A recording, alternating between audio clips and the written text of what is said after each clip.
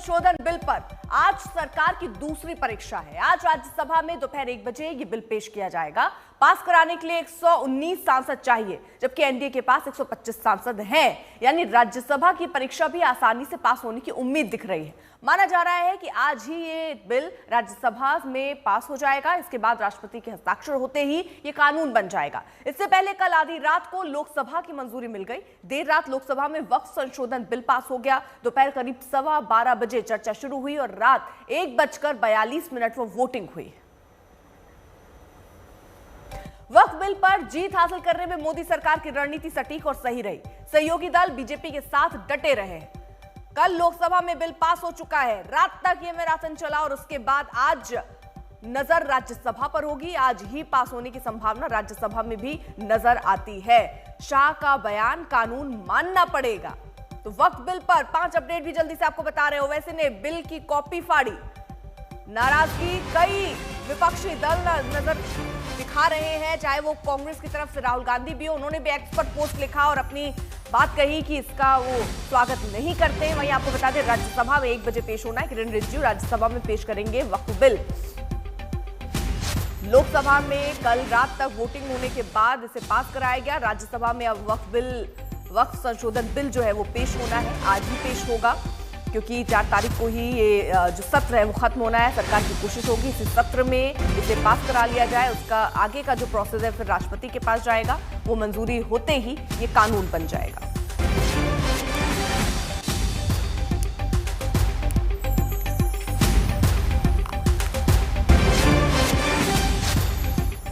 तो सरकार ने कैसे जीत हासिल की है, ये 5 बड़ी रणनीति आपको बताएं। सहयोगियों का पहले भरोसा जीता है, पूरे एनडीए को एकजुट रखा, जो भी उनकी मांगे थी, क्योंकि जेपीसी में भी देखिए सहयोगी दल के जो प्रतिनिधित्व वो भी मौजूद थे। बदलाव के फायदे भी समझाए कि जो बदलाव हम कर रहे हैं उसके क्या फायदे हैं, क्योंकि यहाँ सबसे ज्यादा नजर नीतीश कुमार और चंद्रबाबू नायडू पर थी। गरीब मुसलमानों के हक की बात हम कर रहे हैं, ये बात समझाई गई है अपने खासतौर पर सहयोगियों का, क्योंकि उनको साथ लेकर चलना बहुत जरूरी था। वक्फ बोर्ड की कमियां उजागर की गई और बताया गया कि कैसे ये संशोधन गरीबों के लिए और मुसलमानों के लिए ही फायदेमंद होने वाला है।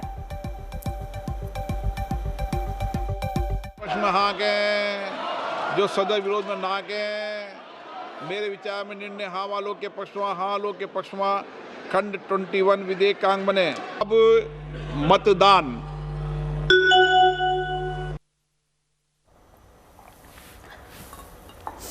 हिमांशु हमारे साथ हमारे सहयोगी इस वक्त जुड़ चुके हैं। हिमांशु, एक तो बहुत दिन बाद देखने को मिला किसी चीज पर चर्चा हुई सदन में, चर्चा के बाद लोकसभा से पास भी हो गया। अब आगे की राह कितनी आसान या मुश्किल आप देखते हैं राज्यसभा जब भी पेश किया जाएगा बिल?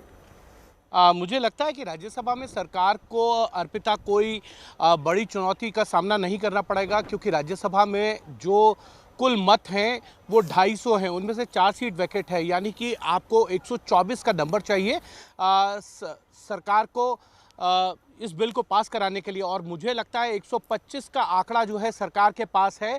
अगर उसमें 3 इंडिपेंडेंट और जोड़ दें तो 128 के आसपास जो है राज्यसभा में सरकार के पास संख्या बल है। तो वक्फ बिल को पास कराने में सरकार को कोई बड़ी चुनौती जो है वो जरूर इसमें पेश नहीं होगी, क्योंकि सरकार का जो अंकगणित बैठता है वो बहुत फिट बैठता है। भारतीय जनता पार्टी के 98 सांसद हैं। उसके अलावा अगर आप देखेंगे तो टीडीपी के 3 राज्यसभा में सांसद हैं, जेडीयू के 4 हैं, एजीपी, यूपीपीएल, ये तमाम ऐसे दल हैं जो भारतीय जनता पार्टी के साथ समर्थन में हैं। तो कहीं ना कहीं इसका एक तरीके से नतीजा ये देखा जा सकता है कि इस बिल को पास कराने में सरकार को चुनौती नहीं आएगी, लेकिन समय जरूर लगेगा, क्योंकि 1 बजे इस बिल को जो है अल्पसंख्यक मामलों के जो मंत्री हैं, संसदीय कार्य मंत्री किरण रिजिजू, वो पेश करेंगे और वो बताएंगे इस बिल को पेश करते हुए कि इस बिल को क्यों लाना पड़ा है, इसके फ़ायदे क्या हैं, इससे जो पसमानदा पिछड़े मुसलमान हैं उनको कितना फ़ायदा होगा, जो भू माफियाओं ने इस पर वक्फ की ज़मीन पर कब्जा किया हुआ है और उसको कैसे इस कानून के तहत जो छुड़ाया जा सकता है, ये तमाम फ़ायदे जो हैं किरण रिजिजू बताएंगे। जैसे कल उन्होंने लोकसभा के अंदर जो है वक्फ बिल को पेश करते हुए बताया था, 1 घंटे का समय उन्होंने लिया था, पूरे बिल को डिस्क्राइब किया था कि ये फ़ायदेमंद कैसा है मुस्लिम समाज के लिए। और उसके बाद 8 घंटे की चर्चा होनी है राज्यसभा में। तो मुझे लगता है कि रात के 10 बजे के बाद ही जो है वो इस पर वोटिंग होगी।